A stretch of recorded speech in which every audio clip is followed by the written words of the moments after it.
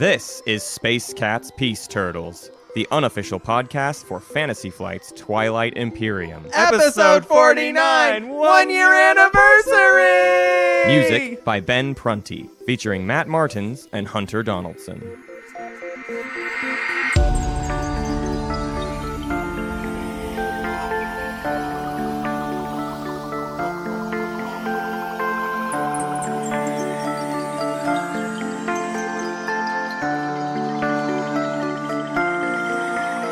Happy birthday to you.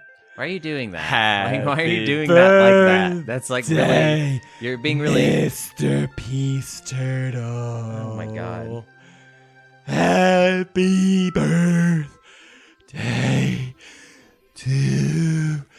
This is consistently embarrassing. Consistently the worst bit. bit of when Matt decides to start an episode by singing. Every episode It's my favorite where thing you to come in do. hot with an idea is always the most embarrassing way to start this every single time. It makes me sit here and be like, what am I Hunter, doing? It's our Why 1 am I year doing this? anniversary. It's our birthday. Yeah, I know, and I quit and I'm done and I don't want to do it anymore. No. Hey, actually, kind of technically last week was sort of our birthday. But Who like, cares? Who Nobody cares. Nobody cares. We decide when to celebrate it.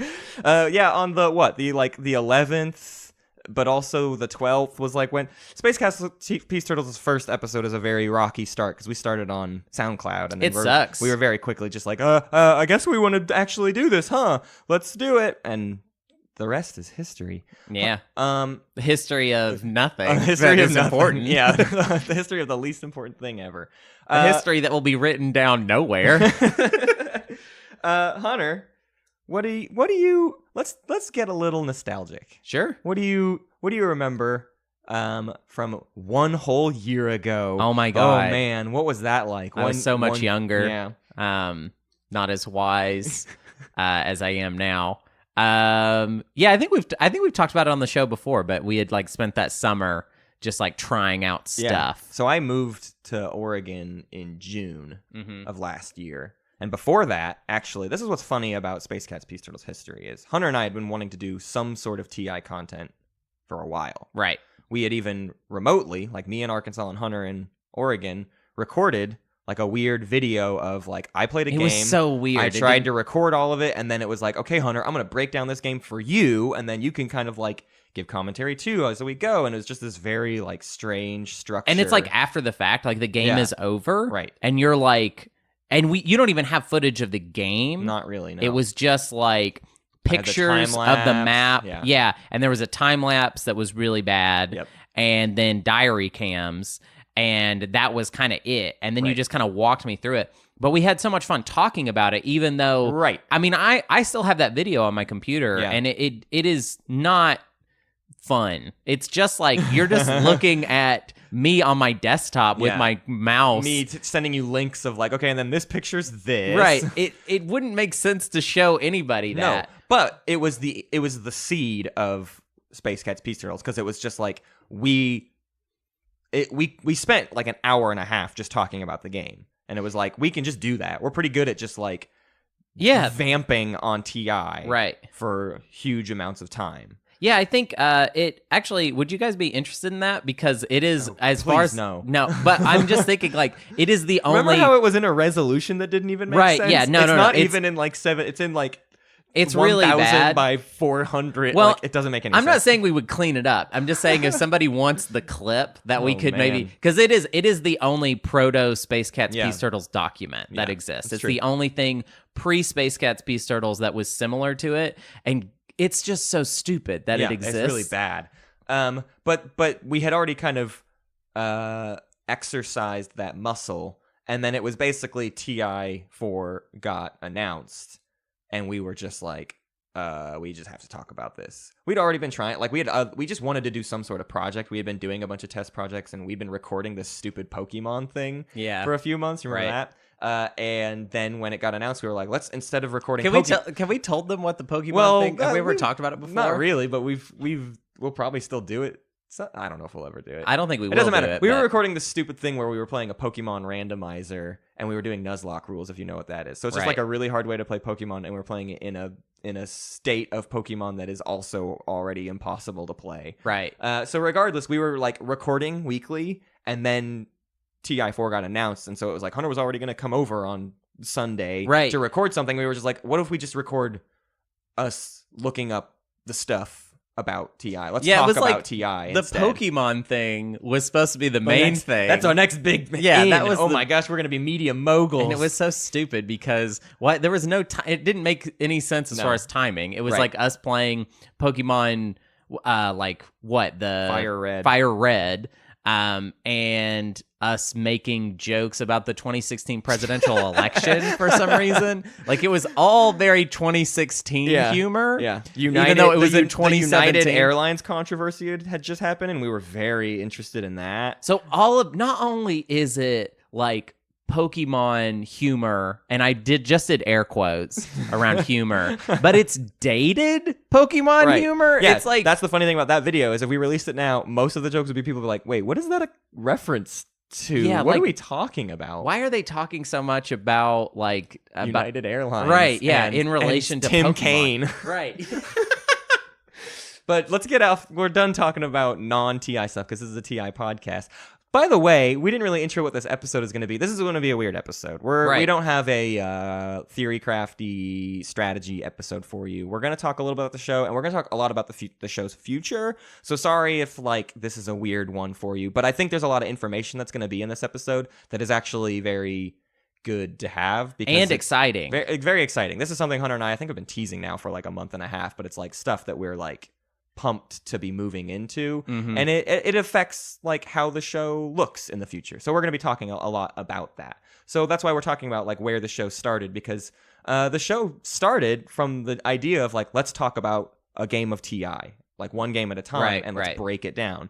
And then once TI4 was announced, it's like, okay, no, this is a different thing. This is about TI4, and let's talk about what we expect from TI4. And then when the game was released, it's like, well, let's break down all the factions, because that's what people want to hear. They want to know. And like the show has continually grown with like what you all as listeners wanted out of it, basically. Like and what you all respond to. Yeah, basically. yeah. And so we have always thought of this show as a conversation. That's why we like do the posts on Reddit. You know, we don't. I've always been a vehement opposer to like the idea that like, oh, people shouldn't post about their podcast on my subreddit because advertisement. And it's like, well, I've never thought of us as advertising. Right. It's a conversation, and we are like we're recording our conversation with you, the community, on like what strategies seem cool right now, and what like almost everything we do is in direct reaction to things we read online and when we play games with people, and it is a part of a conversation. Right. And it's odd that is the reaction that people have on the internet to podcasters advertising, because podcasting, I mean, not to pull back the curtain, but it's not big business. No. Like it's a DIY thing of just regular folks. And like we were fans of the show, so of course we want to put our show out there for other people to listen to, because like that's the whole reason we made it. Right. We didn't make it to make a buttload of money. Right. We made it because we really wanted to talk about TI, and we wanted a good vehicle to do that on. Yeah, it's just crazy that people look at it that way. Like I would be super upset if like I was hanging out in some subreddit and like Nike popped in to be like, hey, just do it, by the way. Hey guys, I don't know what you guys are talking about, but just do it. You know what I'm saying? Just do it. Swoosh, baby. Swoosh, baby. Just do it, baby. Gotta go. And it's like, dude, this is a Twilight Imperium subreddit. But like, if your whole pitch is like, hey, we just love this thing that the subreddit is about, and we want to talk about it. Maybe that's not so bad. Yeah, what's the problem? Which is what the subreddit responded to, right? Yeah, they were into that. The subreddit's great. The Board Game Geek wasn't so into it, but whatever. That's Board Game Geek, and I'll stop riding that horse. But this has always been a conversation. So to that extent, like in terms of where are we going next, there's a few items to discuss about the future of the show, and I think we've broken this down a little bit by we put kind of a teaser out to our patrons on Patreon, and had a few of them respond with questions about kind of what we teased was going to be the future of the show. So we're going to structure some of these conversations around questions they asked and the answers that come, because this is all part of the conversation, right? Right. So first things first is we want to do more episodes about specific games. We did the 14-point stream, and then we had an episode about our 14-point game. Right. And I thought that was really, really fun, and I enjoyed doing that episode, and it seemed like people responded to it too, because it was like our first pass, and I want to do more things where it's just like, we played a game with Mentak and Hakan. Let's talk about how the relationship worked in that game. Right. Because it's too much to talk about, like, what is the Hakan-Mentak relationship in every single game? Well, that doesn't exist. It's different every single time. So let's talk about the specific games. Exactly. I mean, I think it makes a lot more sense for a Twilight Imperium project to be about capturing the specific variables of a game and breaking down why people make the choices that they make and what makes the most strategic sense given all of these variables. Millions of variables. Like we've said in the past, especially lately, and I feel like the point has become more and more important as we've gotten further along into the meta of the game and as the game is evolving, that if we tell you to specifically do something, you do not necessarily need to just like robotically do it. There's going to be too many things that come up where like you absolutely shouldn't do infantry 2 with soul first. Sometimes getting carrier 2 is a way better idea depending on a ton of circumstances. Like, there's always I mean, I think Soul might be the weirdest example because I do kind of stand by it. Like, I think Soul is almost a build order. There's still room for variation for weird situations, and I think that's just more true to what Twilight Imperium is. And like I think there's kind of and I even noticed this before we ever did the show. Back when there was one. I wonder if you remember this, Matt. There was a time where me and you had to drive. We were in Arkansas. And we had to drive down to Little Rock. I remember. And on the drive back, all we did was read Twilight Imperium strategy guides that have been written by. I don't remember people. There was a few different authors, and we were reading an article that was someone reposting a thread from BGG, and it was one of the most popular like faction strategy. It was very in depth, BGG. But I even remember then realizing that there's kind of a folly to strategy guides when it comes to Twilight Imperium because of the vast amount of like there are some choices that I feel like guiding principles. Right, there are guiding principles, but there is not like a. Like, hey, do this every time and then win, basically. Right. There's not a whole lot of that outside of Soul. But, like, I think when it comes to, like, strategy guide episodes or, like, specific, like, breakdowns on faction, there's so much wiggle room, really. And I think that's why the show works the way that it does and that there is, like, errata. Because, essentially, we have understood from the beginning that this subject that we're talking about, Twilight Imperium... there's room for a lot of different views. And you say we understood this. We didn't understand this from the very beginning. Oh yeah, we just posted an episode, so bad. and then people were like, "You stupid idiots, ruined everything. Let's fix your problem." And we were like, "Okay, we'll fix that. We'll listen to you because we accept that like we are two idiots that have only our own perspective." Maybe I should have said I understood it because I always knew. I always knew. Okay, great. I always knew. Well, let's get into what does that mean for the future of the show then? Like in terms of we want to do this. RoboFish asked, I think you should still have some theory crafting episodes. The issue with talking about games is it could just end up being this Imperium life each week, which I think would get stale after a while. I agree, and that's why we aren't getting rid of, we're still going to do different types of guides and different topics. It's just that we want to start implementing more episodes about specific games. And I think most of these games will always be in line with a game that you are able to watch. Right? Because that's the advantage of this 14-point episode we did recently is like, instead of having to somehow in podcast format break down every decision that was made in a game, we can instead have a reference point. Hey, if you want more detail, go check out the game yourself. We're going to talk about a bunch of the key moments in it. And if you want to have a better understanding of those key moments we're talking about, you can see the specifics in the game itself. So I think most of the time when we talk about a specific game, it will be a game that you can go watch. Right. And I don't think you should be worried that we're not going to do theory crafty episodes. No. I think we're still, the revisionist arc of the show is still going to be in play. Yep. I think I don't want to speak for you, Matt, but there are lots of strategy guides that I wrote that I'm like, totally ready to throw that out and be like, this is the new, especially Arborek. I want to throw out that episode and be like, this is the new one. Extra needs revision. All of the early ones pretty much need revision. With even, I think some of the later ones could use another pass. I'll never do Muad again, ever. And you know what? You can fight me. You could have me at gunpoint. And I'm not, I did it and it hurt. And it still hurts. And I think about it and I'm like, wow, that was really painful having to play Mua all of that time and really bang my head up against the wall over and over. Strategy, yeah. But we in general Hunter and I can't keep ourselves from talking about things in like larger contexts. Right. So we'll always, we still want to do like just an action card episode and stuff like that. Like there's still just things where it's like we want to look at this component and break it down and see where all the conversation goes. So you can expect both from us is essentially the idea. But even within that, we want to do a little bit more maybe structure. We want to get better at structuring when episodes come out. The big thing that I'm bringing this up for is we want to start doing more Galactic Council episodes. Sure. And we'll talk about that more. We're going to talk a lot about the Patreon today.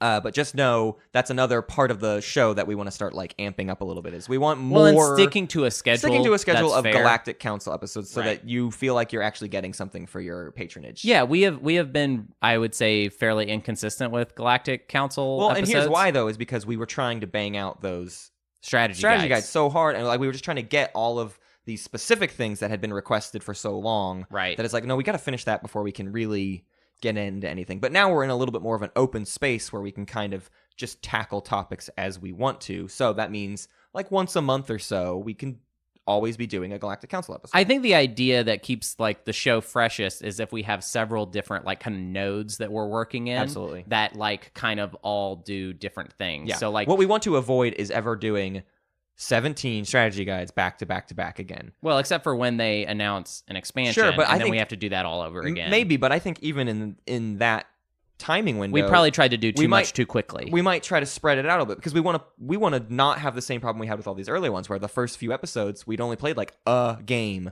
as that faction and the guide suffered for it. So I think in the future it's like you'll get 2 faction guide episodes per month, if even that.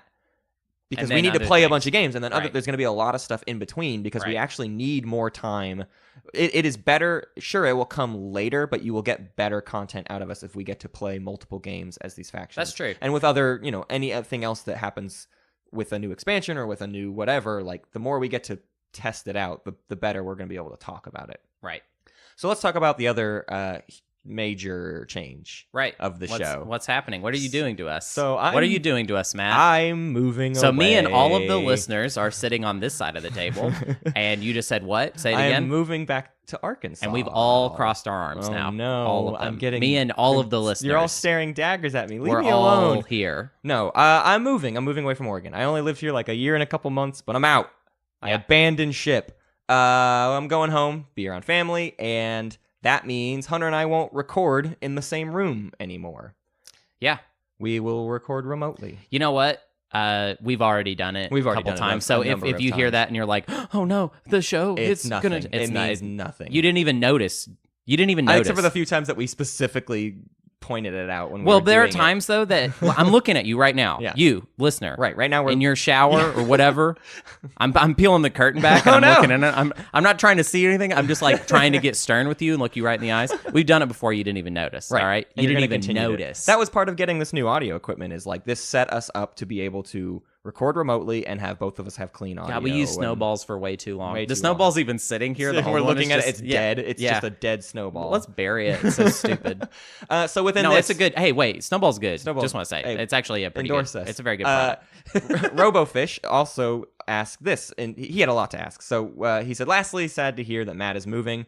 I was planning on coming through Portland next year and was hoping for a game with both of you. I'll hopefully end up at Gen Con, so I'll see you there. Still want to see Hunter do his comedy and play TI4. So yeah, what does this mean for people coming through Portland or people coming through places? Like the fact that like you and I aren't going to be playing games together that often. Well, except for on TTS. There's Tabletop Simulator. Right. If you don't know, there's a video game on Steam that is just a physics engine for board games, and Twilight Imperium is on it, and we have played on there a lot. Hunter hates it, but that is now how Hunter... I feel better about it. Good. Every time we play, I feel better about it. So Hunter and I will still play together. It just will be virtually on the internet. Right. But then beyond that, what kind of content, Hunter, can people expect now that we are in 2 different places at once? What you can all expect is that streams will happen more frequently and on a more specific schedule. So the goal is that now that Matt lives in Arkansas and I will still be here in Portland, we now sort of have 2 stream teams, the Portland team and the Arkansas team. So what you can expect from that is that before it was me and Matt have to make both of our schedules completely work and then also get everybody else. Whereas now, one Matt will be Matt's month and one month will be, did I say one Matt will be Matt's month? You sure did. One that was month, fun to hear. 1 month will be Matt's month and then the next month will be Hunter's month. Right. It's interesting though because there will be some overlap. So right now, Matt will have in Arkansas will have amazing equipment, like really a really good selection of gear. I don't know about amazing. I mean, it will be the equipment you've seen on streams so far. It will be the quality of streams you've already been getting, which plus is a little bit amazing. better because we have EJ in Arkansas. Right. EJ is who we use as equipment for the holiday stream, which is a noticeably better camera for sure. So there will be a little bit better streams in Arkansas, and Hunter will do what? My streams will be virtual streams, all on TTS. Yeah. For now, until we can afford better equipment, so that we have two sets of two streaming full equipment stream setups. So yeah, basically, we actually look forward to this as an opportunity to get more content out to you, because we're gonna both want to play games, right? And so we'll just be able to time it out a little bit better. So you'll get content once a month. And the load on Hunter and I will be once every other month, so it kind of works out for everybody. And also, don't assume that like you're never going to see us in the same place ever again. Christmas, the holiday stream will now be a bigger deal, right? The holiday stream will be the two of us together again, and that's just in a couple months. Right. And then also, my streams, the TTS streams, there's really no reason that Matt wouldn't be able to hop into those, except for like scheduling conflicts and stuff like that. But like, I will probably come in them pretty often. And to be fair, like even if I'm doing live games, we'll probably get Hunter on Skype and like Hunter will pop in and hang out for a bit or whatever.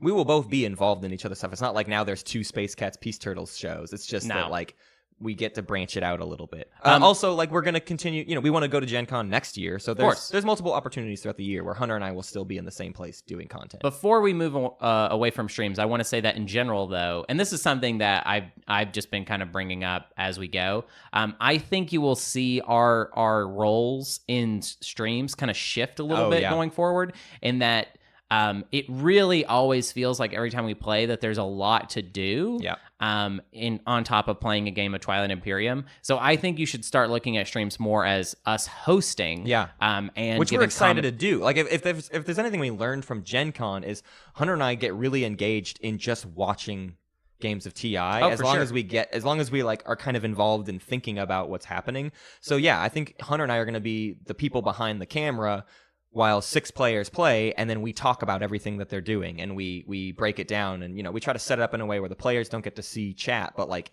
we want to do color commentary, and we want to the other big thing with streams is like the 14-point stream that we had recently, I would not say was an especially engaging thing outside of being a game of TI, but like what we like about streams is when we do the really weird, wacky stuff. We want to do more audience agendas. We want to do more really ridiculous maps. So it's not like it's a big deal for Hunter and I to sit on the sidelines and like say things to the players, because we're not playing your standard TI game. So I think you can expect streams to be more fun if Hunter and I are able to sit back and focus on making sure what the video looks like is engaging and fun. Right.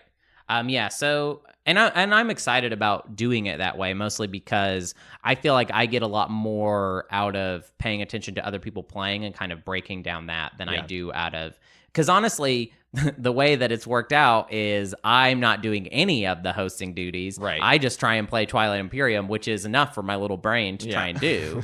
And then you're basically, I do everything else. And you're taking on a gigantic load of just moderating on any level of the game, and then actually, doing the spreadsheet updates. Right. Oh my gosh, it's a lot. It's a nuisance. It's way too much, but that's something that you do, Matt. In general, is that you'll be like, "Load me up, let's do Give this," me all and of then, it. yeah, and then you'll have so much to do. Yeah, I'm gonna get behind on all of it. Right.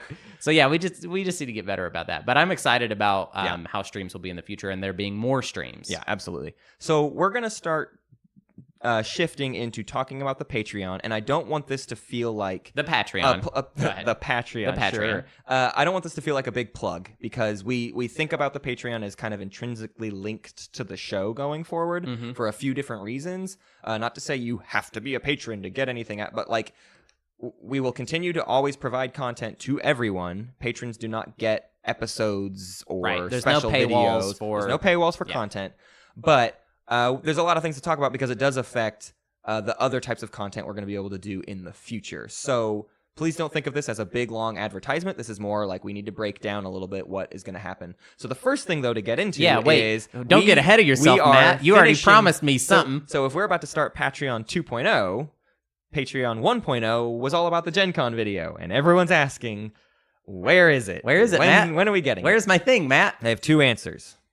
One, editing already is a long, arduous process, especially when you have 5 cameras that all rolled on 7 games that were all 6 hours long. Right. We have boatloads of material to sift through.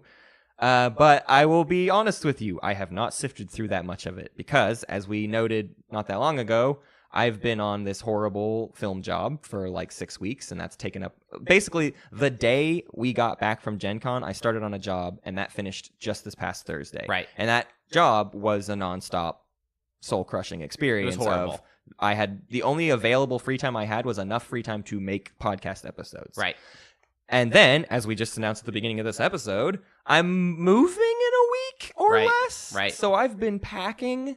So all of these sound like excuses, but the gist is when I settle in Arkansas, I will have more free time, guaranteed, to dedicate. And he'll be in Arkansas, And so I'll be he'll in be Arkansas, like, so what else is is he there going to to do? do? Yeah, there's nothing to do. He's just going to look at, he'll look out at at rocks and then just dream. As a break, you take a break from the editing footage to just go like, oh, there's a cool rock out there. That's how it is in Arkansas, just so you know. Just a few I rocks. like to look encourage at. people to think of Arkansas as a place like that, Pile of rocks. Yeah, there's rocks and you got your horse, Sometimes you feed your horse rocks because what else are you gonna do? What else are you gonna do? So yeah, I'm gonna be working on the Gen Con video, and we'll have it out, as soon as possible. But I can't put a timeline on that. My goal is like before the end of the year, ideally much sooner than that. But it just depends on so many factors because Space Cats Peace Turtles is a side gig. Right. So let's talk about Patreon 2.0. Whoosh, sound effects. Patreon 2.0. Wow. All right, so that was. All right, I guess. But what's weird about you doing that bit is that this is an edited show where you could actually put a sound effect if you wanted to. I'm not going to find and then sound instead effects. you just I made thought this weird. was more fun. All right, fine. So Patreon 2.0. No, stop. What is it? What are we going to do with that thing? So that has, I think, again, sort of 2 answers. One big one. The first Patreon was all about Gen Con. We want to go to Gen Con. We want to do a Gen Con video. And now we're going to be finalizing that and putting that out. So we need another thing to do. Right. But there are 2 steps to this because I don't think we think of the Patreon as a one-step project that we're working towards anymore. Right. It is obviously a more ongoing thing, but there are big milestones that we're hoping to accomplish.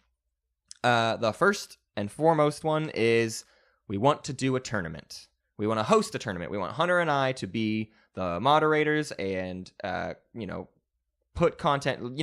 If Gen Con was one little micro tournament, we want a bigger one that stretches over multiple weeks and we break down all of the games and follow all of the action over the course of a whole tournament. To start off with, we want to do a patron tournament. If you are a patron to the show, we want to invite you to play in our tournament. Right. So that is kind of going forward. If you become a patron, you now have access to the tournament. That is your submission fee to the tournament. Right. So we kind of want to figure out what a Twilight Imperium tournament, what is the best way for it to look like if it's going to be like a online TTS. The thing about the Gen Con tournament is it's an event. Right. It's a one-time It's thing. happening at a place in Indianapolis, and if you can't get there, then you can't do it. Yeah. But we wanted to try to stretch that out further. And how can we do a globalized Patreon tournament? Right. So we're going to break that down in a minute, but to also say what the second kind of goal of the Patreon is, it's getting this equipment for better streams and constantly improving the show and giving Hunter and I more and more time to dedicate to the show. Right. So I'd be remiss if I didn't bring up that part of the constant ongoing goal of the Patreon is we need equipment to help make better content, and that's what the Patreon is for. Right. Is to do that. But it also will help us service organizing this tournament and then eventual future tournaments. But we want to put a very singular focus on what is this first tournament going to look like. This is going to be the guinea pig, basically. Yes, exactly. That's what we're saying, is that subject. this is the test tournament, and that's why we're keeping it to just Patreoners, basically. You guys are going to give us an incentive to make time to create this tournament, and then we're all gonna, as a community, collectively say, like, how did that go? What did we like about it? What did we not like about it? Right. And then kind of refine it and go from there. And then at the end, what's cool about this is that within the community of this show and the Patreon itself, there will be a winner. You know what I mean? Like, it won't be meaningless that person won just because it was like a test tournament. It will be like, wow, you were the winner of the first tournament of Space Cats Peace Turtles. Right. So let's talk a little bit more about how the Patreon is shifting its focus to kind of help with all of this, and then we'll break down the tournament itself, because I'm sure people have lots of questions. Right. So first thing that I want to bring up is part of Patreon structure, you have rewards and you have goals. Goals has always been something that we have struggled with utilizing, but also it's always felt like nobody cared what the goals were. No one ever emailed us saying, like, yeah, I can't wait to get that $200 goal tier. Like, it's just not how our Patreon is structured. Our Patreon is structured of, we want to accomplish the Gen Con tournament, and then we want to do the Patreon tournament, and it's going to continue going forward. Those are our goals, are accomplishing these major milestone events. So the way the Patreon is going to change is we're going to just get rid of the goals on the page, because they were never used. It's just not something we're utilizing. The goals are affording certain pieces of gear, and the goals are putting on more events, and you can think of it that way. So if you have big milestones that you want us to, if you want to know what happens when we get to $1,000 a month or $2,000 a month, like, you can send us ideas, but we're not gonna do those unless there's kind of a good consensus on, like, the whole community actually does want to work towards something. Right. Yeah, we would rather focus on the ongoing relationship between us and you, basically, and have that be the driving force behind the Patreon instead of it, the Patreon, whatever, the Patreon, the Patreon. Instead of it being like, we have this dollar amount goal that we're trying to get to. Like, honestly, when it comes to those types of things, like, that's not really a consideration for us. It's more about, like, how do we just create a community and coexist together in a way that makes sense, basically. Right. So, Thom, the Archmaester of Meme Town, if you are on our Discord, if you're on our Discord, asked, so will you be changing the Patreon structure? Will there be new tiers, different awards? Not that I'm dissatisfied with the current structure. Can we get merch, swag? Nothing fancy, but I'd buy a t-shirt, hoodie, tablecloth of the logo. So the first thing, before we get into let's do the merch question first is, yes, we want to do merch because we think it's fun. We have been having our dear friend Paul for the past few months work on a poster. We're going to have a Space Cats Peace Turtles poster that's original artwork by Paul Sanders. It's really everything. It's really dope. It's so he keeps sending us these little updates of, like, the little new pieces of artwork, and we are in love with it. And so we want to announce that. We don't have a release date for it yet because he's not quite done, but he's very close. So we figured we're close enough now to him completing it that we want to do this poster. And then in the future, like, we will do maybe more merch. The problem right now is we don't even have a website. We need to get a little bit more professional about some of these things. But, like, when we get a website, we'll be able to eventually do a storefront, and we want to do some sort of swag. Right. But for now, at the very least, you can expect a really cool poster with a bunch of original artwork that is a bunch of... It's all in-jokes from the show. Yeah. Specifically, the first 17 the first round strategy guides. It's there's mostly a jokes lot of from...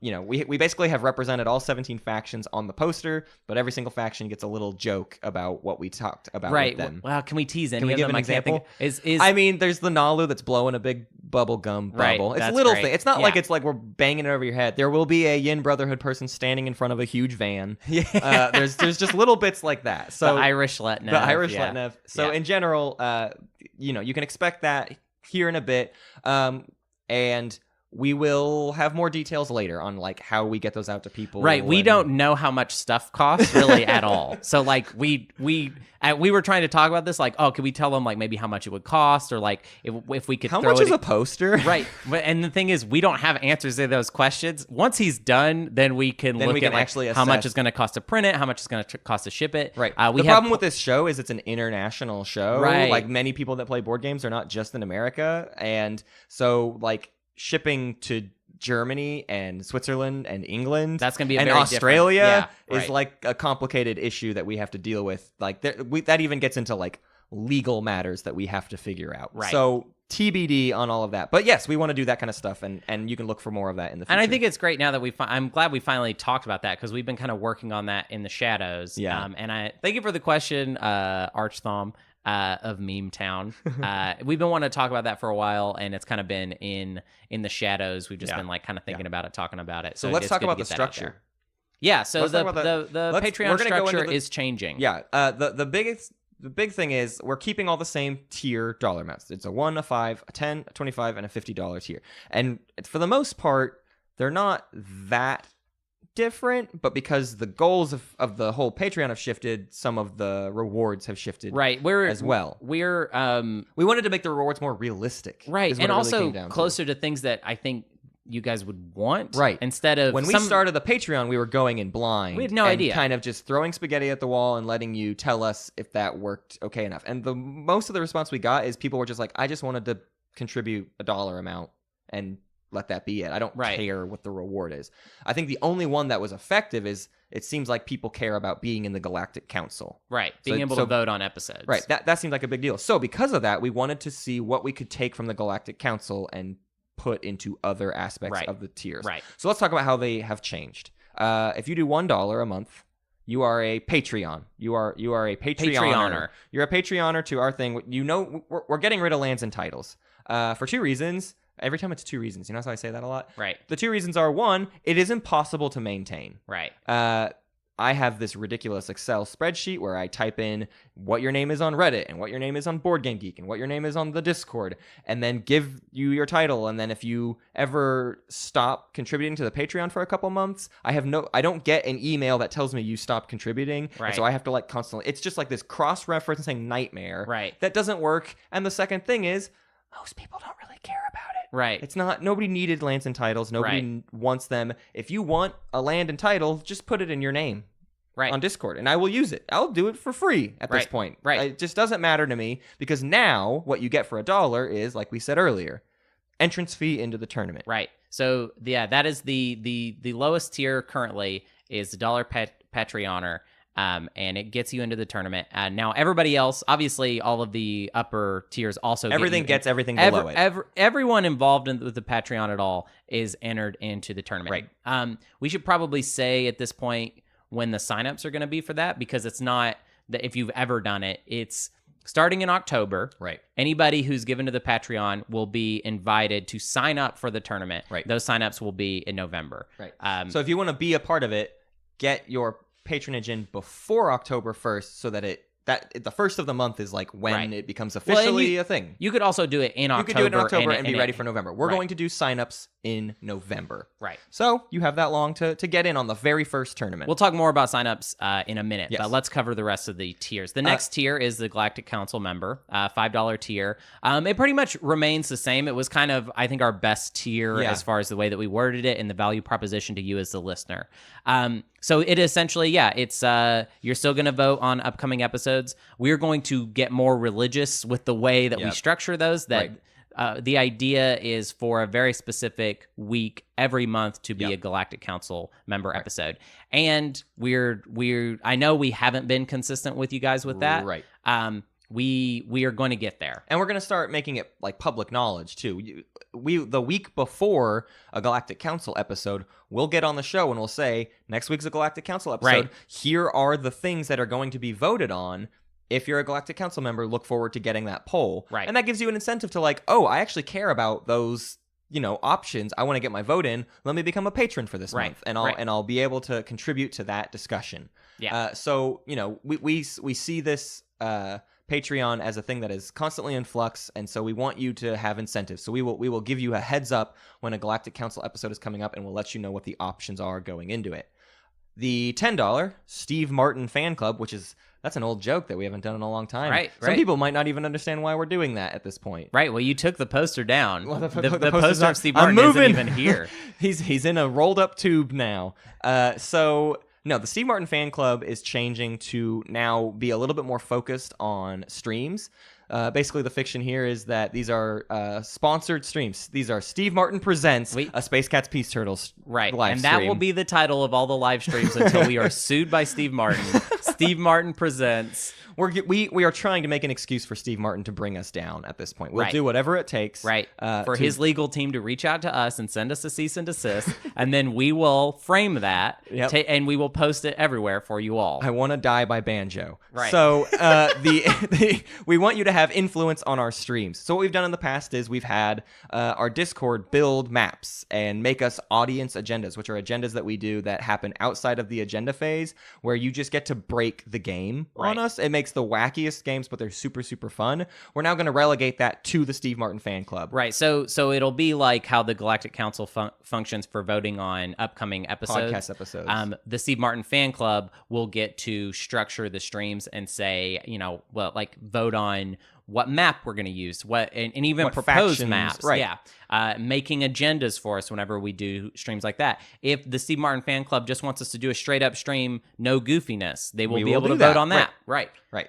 So in general, think of yourself as the stream team. Right. Yeah, you're sort of like, I would say you can think of yourself as a producer basically for the streams. Yeah, and exactly. You're helping make decisions about how the stream is going to work. What's the next one? I guess the next one, I'll do it. It's my turn now. I just realized. So the next tier is a $25 tier, the Good Yin Brotherhood, which that's another old joke. It's outdated now because we like the Yin Brotherhood. Keeping it. It's not even sarcastic.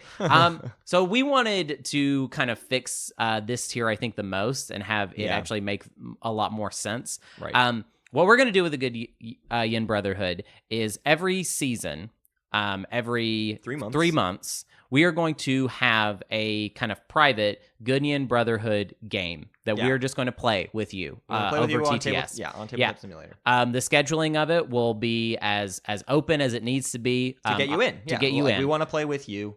At this point, there's not so many people in the Good Yin Brotherhood that this feels like too arduous of a task. If more people were to join the Good Yin Brotherhood, we would maybe have to kind of split up, and it'd be like maybe 6 or 5 of you are playing a game with me, and maybe 5 of you are playing a game with Matt. That kind of thing. Right now, I feel very confident in just saying like you'll get to play with the two of us, even if we have to do more than one game. It would be fine. Like we want to play with the Good Yin Brotherhood. We just want to make it.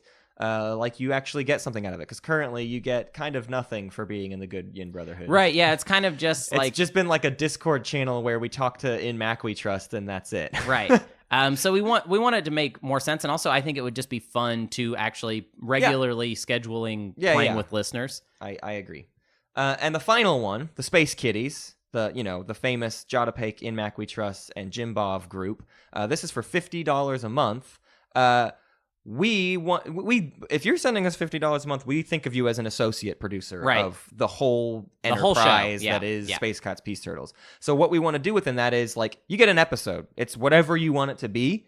We will. It's almost like a supreme version of the Galactic Council, right? If the Galactic Council all has a say in an episode, the Space Kitties get an episode to themselves, and they tell us what to talk about. Now that can be. You send us your game. You send us some video of your game, and you want us to just break down your good plays and your mistakes and just how the game went. We will do that. If you want us to do a player profile on you as a player, we'll do that. Right. Like it just doesn't matter. But we've decided to kind of relegate this to every 6 months, every Space Kitty gets an episode. Right.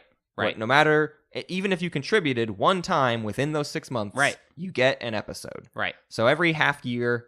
We'll do multiple ones depending on how many Space Kitties there are, but you can essentially expect more things like the Jotapake, the Yin Brotherhood episode. fake out episode. Now they won't always be 10-minute long episodes. We'll actually do real content, but like we'll do whatever you want. That was Jotapake. It wasn't so we kind of reached out to Jotapake on that one, but then it became like Jota, you record whatever you want, and you go for it. We want you to just do what you want to do. And we will don't worry about reaching out to us. We will reach out to all of our Space Kitties and say, hey, you get an episode. What would you like to pitch? Right. If you don't want to do anything and you just like being a Space Kitty, but that's fine too. Fine, but you will get invited to give us a topic for an episode. Even if it's just like, hey, will you guys do an action card breakdown or whatever? Like it can be as simple as that. It's just whatever you want to do. And that kind of I want to encourage with our Patreon that kind of thinking as well. Like if you want to just hop on to get in on some of these like kind of one-time benefits, whatever. Yeah, just do it. I Like don't care. that's fine. Yeah, we really don't care. So if you are a Space Kitty one time in a 6-month period, you are going to get your offer for that pitch. Exactly.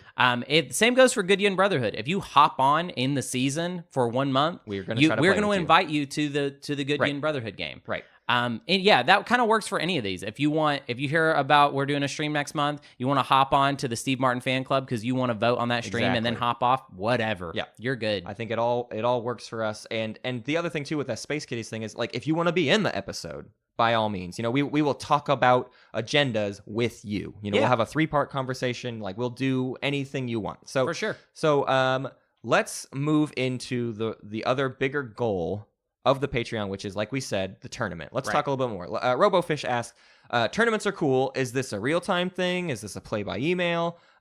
We kind of said this off the top, but this is going to be a tabletop simulator only tournament. It's the only way we can think to structure an international tournament. Right. So there will be, as we said earlier, November signups. If you have contributed to the Patreon in the months of October, November, or also kind of moving backwards. We'll take a few months back. I think we I mean, yeah, we would totally be down to honor that. Yeah. Essentially, if you have contributed by that point, we will start sending out basically a schedule of timings that we can do games, and you pick the game that you want to be in, and we will kind of structure it that way. We will just have you pick time slots that you are available for, and we will have a bunch of games positioned that way. I want to go ahead and tease this a little bit just so people can get ready. A lot of the games are going to be weekend games. Yeah, probably. Mostly because I work a 9 to 5 Monday through Friday. I presume Matt will probably be working something similar. And this is in America time. Right. So. But those of you that are not in the United States, we are going to try and take care of you. Do not consider yourself counted out. We are going to try and make late evenings so that it's a European morning or whatever that all times out to. Like we're going to try to make it work for everybody. Right. We should probably get to this next. Carl Patreon Johan says, has to do with Johan, I don't know. Anyway, I heard you were considering starting up a league on TTS, and I would love to take part. So how do I make sure I don't miss this? I live in Europe, so maybe it might be tricky time zone-wise, but I do have a very irregular working schedule, and I'm not afraid to stay up late to play games. This is what we are going to try to accommodate. Right. We're going to try to fit in. I mean, we're basically going to just give you a list of options, and if you say, oh, actually, this time slot will work for me, I can fit into that, I'm going to throw my name in the bucket for that time slot. I will say, as far as league stuff goes, obviously that's where we would like to get to. I think Twilight Imperium makes a lot more sense as far as evaluating players if you have a lot of data. Absolutely. And I think our goal in the future is to get to a point where it is like a seasonal league type thing. Yeah. The Patreon tournament is kind of our first test. Right. Yeah. We have to, and there will probably be more tournaments before we do an official league. I wouldn't expect a league until like later next year or even later. Like we probably need to do a number of one-off tournaments before we're ready to do a fully structured league. And those of you out there that are listeners that are really interested in this kind of thing, if we get to the point where we're talking about a league, I do not think a league is going to be sustainable with just me and Matt. No, that's why this is the long-term goal of the Patreon and of the show, is establishing this kind of network that, I mean, the way I see an eventual league, like my dream league is a regional thing where David S. Knorr and his whole Austin crew have their qualifiers, and the Ohio, Indianapolis area has their qualifiers, and Pacific Northwest over here has England has their qualifiers, and then once everyone has won from those regions, we do like an invitational, whether it's on TTS or like someday it'd be awesome to just like straight up fly you out somewhere and we play a crazy like that is now how high we dream, right? That's we're being insane, but that is sort of like what we're talking about here is the more we accomplish with this Patreon, like the more we can do crazy things like that. Right. But for this first tournament, I guess we kind of have to put some numbers down. We're saying November. I don't think we can say definitively when we will start games because it depends on how the scheduling goes. Right. And we have to look at the big variable that me and Matt are trying to be careful about. Is we do not want to restrict you all too much as far as how many people could sign up. Yeah. We have no idea how much interest there's going to be in this. Right. However, we do need to establish an upper limit. Right. We will have to cap the signups at 216 people. Which is huge. We will not hit that. And we don't know if maybe you heard that and you were just like, there's not going to be 260. But we don't know. Right. We do not know what to expect. And we just have to establish that at the forefront that like 216 is what gets you a winner from each game to give you then 36 players of 6 games to give you a single winner in each to give you 1 game. That's a 3-round tournament is what 216. So that is the upper limit of what we can accomplish with a TI tournament. Obviously, if we have any less than that, we have to change how the tournament is laid out. Right. So we are fully planning on devising some sort of runoff structure. Maybe everyone has to play a set amount of games, and then total wins contributes to if you get into the final game. There's a lot of math to work out in this discussion, and it purely depends on how many people we get. Right. And the next thing that we really need to know in order to make all these decisions is how many people actually want to sign do up, this. which is why the cutoff for it is essentially November. Right. I mean, it's if you haven't gotten your patronage in before the 1st of November, that's it. Like we have to cut it off there because we have to see how much interest there actually is so that we can even schedule the darn thing. Exactly. But let's talk a little bit about like what we already know the tournament is going to be like. This has been a lot of Hunter and I playtesting different types of starting, faction picking ideas. Basically, and stuff like all the pregame stuff. Because what happened at Gen Con, and it worked pretty well, but they did it by the books, right? They played a game, and everyone just got to pick a faction at random. Right. Not at random. I mean, like they picked from the list of 17. Right. So we saw a lot of Jolnar, we saw a lot of Sol, we saw a lot of Hakan, et cetera, and then they built the map standard rules. Hunter and I, as players and as viewers, like more variance. We appreciate more variance, and we are trying to do a tournament that is balanced but still encourages variance, and also just gets rid of some of the we don't want Sol in every single game because we don't want Sol to win every single game. Even though that's not what we saw at Gen Con. No, right? it isn't. Sol always lost, and this game balances itself out, but we just want to have a little bit more wiggle room in terms of what kind of games we see. So within our tournament, you can expect Hunter and I to make pre-made maps. Right. We are not going to have any sort of map building process because it can get so muddy and it can make games so weird. It is a balanced approach to do just the competitive method, the standard method, but we think it makes for boring maps, and we just want to see more interesting games. Right. So we are going to make pre-made maps. We'll probably work on them with different levels of patrons. We'll kind of spend a lot of time making maps that are as balanced as we can possibly make them while still having interesting maps. Right. Then in Mac We Trust, we're specifically looking at you, and then from there, essentially a whole round of the tournament will be played on the same map. So that there is no imbalance between I played in game A and they played in game C, and game C's map was completely weighted towards this other faction in a way better way. Everyone plays the same map. Right. It also helps with our data as far as trying to figure out what is fair in a tournament setting. Absolutely. Let's say for fun, me and Matt mess up and we make a map that actually isn't balanced. What we will see over the course of the games is that, hey, position 1 wins every 80% of the time, or 75% of the time. Something where it's like, all right, so that's a huge issue. That sort of thing. Right. But it also lets, even if it's something that we don't specifically change, it's data the whole community can use to say this is what we actually know about when a supernova is placed next to a home system. Yes. This is how often that if we have a consistent map, we can see what happens when maps are structured certain ways. And that's kind of what we're looking to get out of the tournament. Is not just see a fun tournament, but it's we want to see what are some of the consistencies in TI. What can we actually rely on so that we can make future tournaments even better? Right.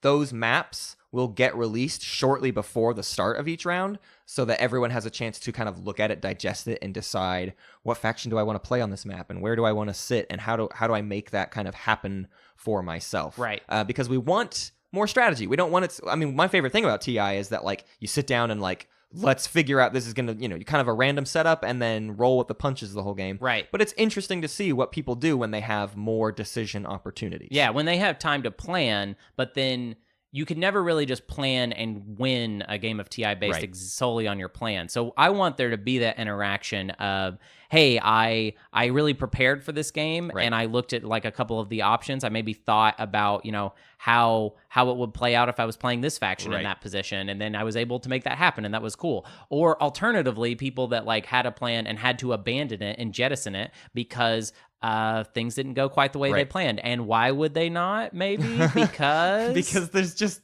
you can't pick exactly what faction you're going to be. I don't know which way you're going. Oh yeah, I'm trying to get you to say that there's going to be a ban and pick phase. So we can't fully release how we want this to be structured because there's some playtesting we still have to do. Right. But Hunter and I are pretty much obsessed with a band pick faction selection element Right. rather than like a draw two. Like we used to do draw two, keep one or whatever because it's just a fun way to sit down and play with friends. But when it comes to making conscious decisions in a tournament, we want there to be a band pick phase, a la Dota, League of Legends, that kind of thing. Right. There's 17 factions to deal with and 6 players, and as everyone knows, the math makes that kind of tricky to deal with. Right. But we have a method right now that we think will work. We're going to be testing, and we're going to be testing it out. It's, If anything, it's not ready. you know what? Can we say it, and then other people can also test it out? That's and we probably can a good idea, We yeah. can get some feedback on it. Yeah. So I'm going to outline what Hunter and I have sort of worked up and how we think it. We think this works pretty well, but we need people to try it out we and need tell input. us We need if it felt rewarding to choose this way. So obviously we're starting from the concept of there is a map that already exists and there are 6 empty positions that you can choose to be in. Right. This is what you end up with when you do cooperative map building. Mm-hmm. 6 open home systems for everyone to choose from. Right. So now we have 17 factions available to us. Mm-hmm. What we want to do is everyone draws a hand of factions. Right. 3 factions, except for, because there's 17, one person will have only drawn 2 factions. Right. Now, everyone gets to ban one of those factions. Right. The reason we're doing it this way is we could just outline all 17 factions in front of everybody, and everybody gets to ban a faction. But we want to see a little bit more variance in the tournaments, so we needed a little random element because we don't just want Sol, Jolnar, Winu, and Sardak Nor to get banned every single game. We want there to be a counterweight. So basically the way it works is you could approach this with I want to ban the powerful factions because I don't want to play against them in the game. Right. Or you could look at it like I want to get Sol into this one because everybody keeps banning Sol and I want Sol in this time because I think I could end up with Sol and I want take to this accomplish game. that. Right. Yeah. So everyone draws a hand, you get random factions and you ban one of them. Right. Then You don't show each other by the way. Too. Nobody it's has not seen what known you to banned. anybody. Right. Yeah. But now we take the 11 remaining factions, we shuffle them up, and we lay them all down on the table. Now, there's kind of the complaint maybe that one person had a Didn't get to choose as 50-50. much, right. They didn't get to choose from as many. Now, personally, I don't think this is a huge detriment to choose between 2 versus to choose between 3. But I don't is think you're different. losing. But it is different, so we wanted to account for that a little bit. So here's how we account for that. Everyone who had 3 to pick from rolls a die now. There are 11 factions available. Highest roller gets to select a faction that will be placed into the game. They're not picking it for themselves. They are Correct. placing it to be one of the 6 factions that people will be able to pick from. Right. If you were the player who only picked between 2 factions to ban, you get to insert yourself in any step of this process. Right. So if you want to go first, you go first. If you want to go 5th, you go 5th. Now, why would you want to go 5th, Matt? Because you want to. There is in testing this out. What we've seen is there's a little bit of pick counter pick interaction happening here. If Right. Jolnar is in the 11 faction pool and Necro is in the 11 faction pool and Necro gets picked right away, there's a lot of conversation that needs to be had between all 6 players of, so are we going to put Jolnar in this one, or did we Right. just give, like if Necro is already in it, is there a reason to put Jolnar in it? So by giving this other player the opportunity to decide when they want to force a faction in, they can do so. The reason I don't think this is a huge reward we're giving them is because when you're just selecting 6 factions to be placed from a pool of 11, like, you're going to be able to pick what you want to pick. Right. If someone else picks SAR, you didn't miss out on your chance to get SAR. SAR is going to be in the game. So now you just get to pick something else. Right. So all we're doing is giving that one person a little bit more wiggle room on like, oh, Hakan got picked. I want to just go ahead and get it out of the way of putting Mentak in. So I'm going to go right now after Hakan got picked and select them. Right. So they sort of operate as a wild card number in the pecking order of who picks factions to be placed into the game. It's more like and if that sounds silly to you, what I want to say is that what we've noticed is that the order that people pick factions influences who picks the next thing. Right. So like, if someone picks a con and then you immediately pick Mentak, well, now everybody knows that, There's and they're going to Hakan pick Mentak relationship Right. on the board, and Right. we know how However, we have to deal with that. Let's make it different. Let's say Hakan gets picked, and then someone picks L1, and then another person picks Barony, and then you're like, all right, it's time to pick Mentak. Right, And you do because pick L1 and Barony just like, Right. you have to think about the relationships of all of the factions every time you pick. So I think there's plenty of times where the person will want to go last right? Because they're going to want to just see the makeup of the whole game, and then now I'm going to throw something in. But then there's also people that are gonna be like, I have to have this one faction in. I want to go first, and I want to make sure that nobody's going to, or that it is going to get picked. Right. Which essentially in that situation, you're going to be able to do that anyways. Right. But you can instead, make sure. There's just a lot of ways to think about it, but we found this to be the most balanced without giving too much power away. Anything else would counterweight it too much, basically. Right. So now what do we do? Now we have 6 available positions and we have 6 available factions. The next step of the process is to do the snake draft. We've done this on stream before. Now, sometimes people try to incorporate the speaker token into this snake draft process, and we actually found it to completely break the process and sort of ruin how things go. Because what we're trying to set up in all of this is we're trying to set up a starting position that is fair for everybody. Right. And incorporating speaker token into the beginning game decisions sort of breaks the mentality. Because now sometimes you pick a position on the map based purely on how far away from speaker you're going to be. Right. And we want to do we feel like too many variables. It's too many variables to consider, and we would rather just have you pick a pie slice because it's the pie slice you want, and then we will randomly give a speaker later. So the way the snake draft works is we roll again. All 6 players have a position, 1st to 6th. The first player to pick either gets to pick a position on the map or first pick of a faction. So if Soul is in the available list and you need to nab it, you can pick it, but you just have to accept that because you went first. Snake draft means it goes 1, 2, 3, 4, 5, 6, 6, 5, 4, 3, 2, 1. You will pick your position last. So you you will not pick not pick a position. Right. However, this doesn't assume everyone will pick. Not everyone has to pick a faction on the first round up and then a position on the round back. But what it guarantees is the person who picked first has last pick of whatever remains. Right. So you could pick your position first. You could say, actually, I think the best thing to have is this pie slice, and I don't care what faction I play in it. Right. And you will get that. And so the same thing goes for if down to the 6th person. The 6th person has sort of the 6th pick, but in theory what happens is first person picks faction, second person picks position, third person picks position, fourth picks faction, and you kind of have this weird mix so that the 6th person is picking both.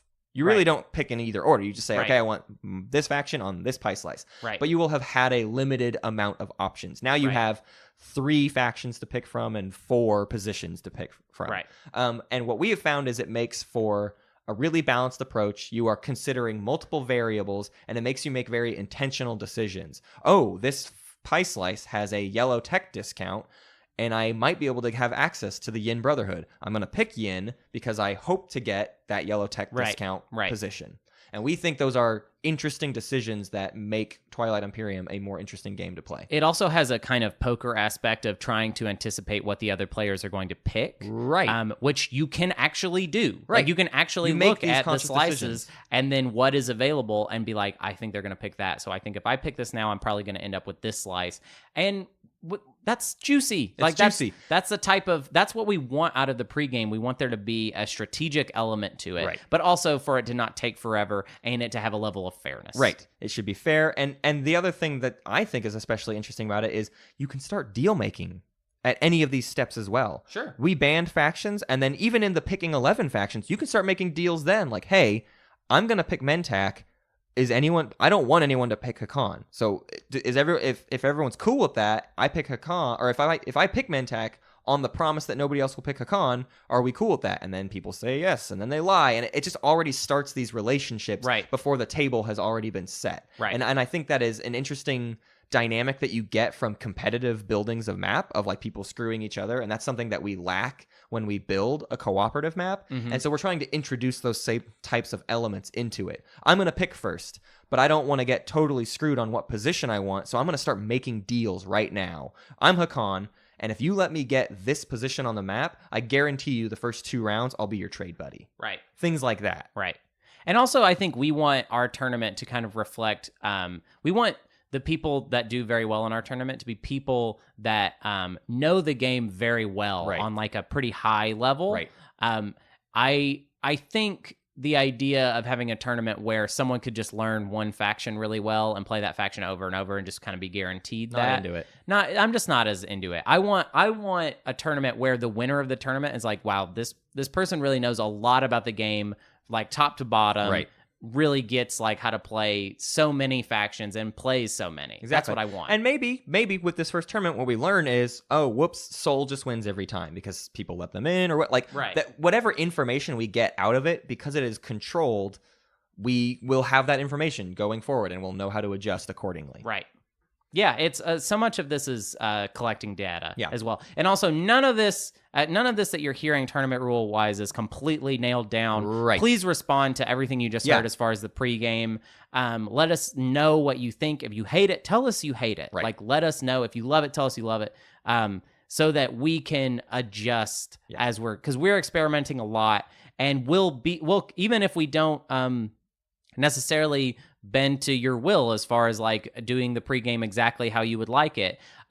None of this, even within the tournament, once we start the tournament, everything will be how it is. Yeah, they will be set in stone for that tournament. But what I mean is, for the overall idea of a Space Cats Peace Turtles competitive scene, that is not set in stone. Right. And it will change likely after the tournament and, going forward. Right, as well. Because the whole goal of this is to establish these rules that work, and then when we do a league that's on a way larger scale, we have these rules that are set in stone for everyone across all communities, right? We're trying to establish something where the people in Austin are playing with the same rules as the people in Cincinnati, as the same rules as the people in London, Right. and then we get to see out of that who's the best player in the world. Right. That is the end goal Right. of all of this, Right. is to have this crazy huge league that has a set of rules that have been deemed fair by the entire community. Yep. Yep. So I kind of feel like that's where we leave off today. Right. I there's you have an understanding of like where we hope to go in the future, and hopefully you're as excited about it as we are, because it's something we've been already wanting to do for a long time. The idea of establishing a good tournament that everyone can be a part of has always been on the community's mind. Like we get brought up all the time, like, hey, are you guys going to do a tournament? You have this vehicle of outreach. Right. Why not organize something? And that's what we want to do. We want to be that kind of figurehead for this, of pushing tournament and league play. Right. Do we want to talk about how we're changing the errata a little bit? Sure. Or how we're Restructuring the it focus. around the idea of, because we're kind of getting rid of lands and titles, and what does errata mean going forward? Yeah, so we kind of incorporated the errata this time into the episode skeleton structure itself. But what I want to say about errata in the future, we kind of want to change the structure a little bit. We're still going to post every week in Reddit. Right. On the Reddit Twilight Imperium subreddit. We will probably never, ever stop doing that. No. But we are going to make special... We noticed that there's a lot of really interesting discussion that happens on Discord about episodes in response to them. And we would like to incorporate more and more of those discussions into the errata. So we are going to be making special Discord channels per episode for like the last 4 or 3. You will see a channel that is just for that episode and responding to that episode. Right. So you can hop onto our Discord, pop into that channel, and just get in on the discussion. And we will look through that and probably try and encourage people to ping certain messages as like, this is solid errata. Right. But if not, regardless, like we want to start pulling a lot more from that because we haven't been incorporating as much as the Discord conversation into the errata. And there's a lot of interesting stuff that's happening there, and we miss it. And the reason we miss it is because the Discord's all over the place and there's channels everywhere, and we need a specific channel per episode to just be like, this is what this also the allows discussion us is to about. do is we can backtrack a little bit further. If someone just listened to the episode that was 3 weeks ago, but they have this new, insightful, awesome thing to say, there's somewhere besides like the subreddit post that I've stopped checking, right? Because once we get a week out, like I don't always go back to those old Reddit posts. Right, but and, some like, of them check still everything. accumulate. Some of them accumulate feedback, more yeah. discussion. So if we have a channel on the Discord that is still there, we can bring up some of the more interesting discussions. So we can say, all right, in the errata this week, we're gonna talk about Tech Paths Part 2 real quick, because there was actually some things that got left out of the discussion, and we want to bring those things up. Right. So I think we're trying to widen the reach of errata, and also make it to where it's not so much just like this contributor had this to say, and instead it's a little bit more like these 4 people were talking about this idea, and here's kind of like what they came to the consensus of. We want to continue to make errata the place where the community shines, and so we want to. It's less about you said something and we respond, and like either you called us out on something we did or we disagree with your strategy. It's like no. Now it's just like, where did the conversation go from what we started in the episode? And that can go as far as it happened to go. If we got onto a completely sidetracked conversation, but it's still an important conversation to have, maybe we introduce that in the errata. Right. All right.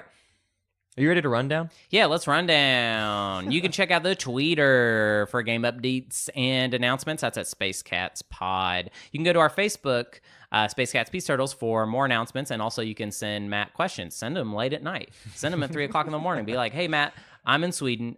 Just got up. So what up with you? You up? Hey, I'm playing this. I'm at breakfast in Sweden, and I'm playing a game of Twilight Imperium on the table, and I have some rules questions for you. Never mind what time it is for you. Let's just do it. I am not even being sarcastic. Like, definitely do that. I love it when Matt gets blown up for stuff like that. It's great. Check out the subreddit. We're still going to be posting there every week. Don't worry, we will not stop doing that. You can check out our Board Game Geek Guild for a discussion and calendar. I would like personally to move the calendar to a more prominent space somewhere. Eventually we're just going to have a website where all these things, the rundown is going to be so much faster someday when we decide to just check out the being website. An idiot. Yeah, go to SpaceCast, whatever it is. I don't know why we don't. It's not hard to make a website. No, it isn't. With Squarespace, our new sponsor. No! Oh, mate. What Free have ad you for done? Squarespace. Email us at spacecastpeaceturtles@gmail.com to send in This Imperium Life submissions and Play of the Week submissions. Please, if you got nothing from this episode, please check out the Patreon. We just talked a lot about it. Please check it out. We finally unveiled what we're doing with it, and we are so excited.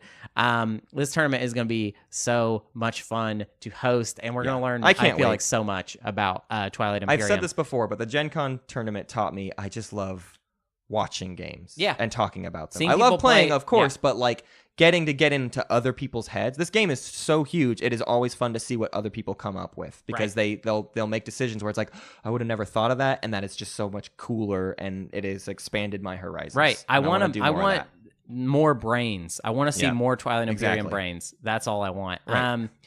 You can please hop on our Discord for a fun conversation, and you'll get snapped into your Patreon group that way. Those benefits are about to get a lot better and more integral to kind of how the Discord is structured and how errata is structured and all of those things. So please join the Discord so that you can get the most out of it. Now, that is also to say, I'm going to try to do better about also sending these same types of updates on Patreon itself as a vessel. So you can expect more updates and more posts and conversations to happen on that resource as well. Right. You can rate us on your podcast app of choice. Please, especially emphasizing Apple Podcast and iTunes. Let Tim Cook know that we're doing good and that he shouldn't cancel us. You know, not that we're. Never mind. Does he have control over that? He does. He sends me emails. I want the Space Cats gone. Yeah, we have only reserved that right for Steve Martin and Steve Martin alone. That's true, and maybe someday he will. I'm a comedian. Hi, what up? My name's Hunter. Here's some interesting comedy news. I have been working on getting a tape for this year. It's customary for every comedian to try and get a tape every single year.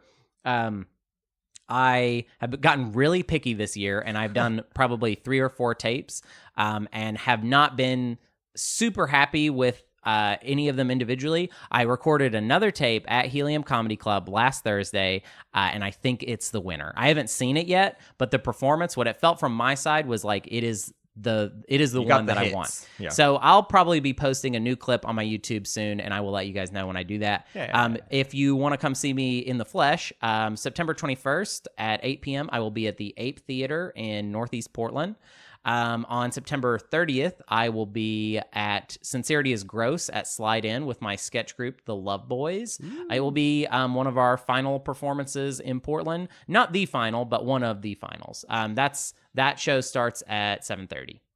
Cool. I want to thank some Patreoners, some patrons, some Space Kitties, Jim Bob, Jada Pakin, the cartographer of chaos in Mac We Trust. That's maybe one of the last lands and titles shout outs. I'll probably keep calling them in cartographer. Oh yeah, no, we'll still try. I'm just not structuring it anymore. We will try, but it was just starting to get really unruly. So I'm also going to thank Chisel, Chris Bacon, and Wagnius. Yeah, you'll see there. I didn't use all of their titles. I think Wagnius the Doggus, was that his name, or am I making that up? You're making that up. I think it's a great. Pretty title. sure it's Wagnius the Doggus. And we are going to postpone Tech Paths Part 3 errata. There wasn't a ton of it, to be totally frank, but we're gonna talk about that next week because this one was kind of a strange episode that stands alone a little bit outside of the other arcs of the episodes. Right. So, and plus we kind of we pre-errataed the Patreon FAQ. Right. So then what if we do the Tech Part 3, then next week we won't have any errata. Right. So whatever. Well, actually we probably will. We'll have feedback from this. We'll see. Anyways, that's gonna do it. We're gonna get out of here. I'm gonna drive for 3 days, probably this week. I don't know when I'm moving. This is a stressful time of my life. Yep. But yeah, Matt has no idea when he is about to move to Arkansas. Next episode I might be in Arkansas or not. Who knows? Next week on Space Cats Peace Turtles.